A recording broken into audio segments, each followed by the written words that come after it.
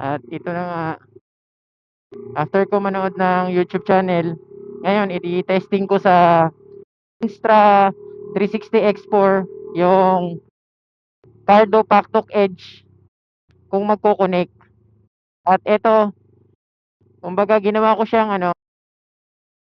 mic through Bluetooth. Wala nang connection. Yan.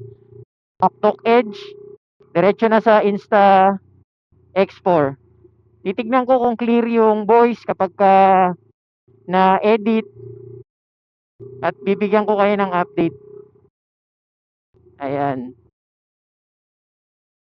Dito, chine-check ko kung okay ba.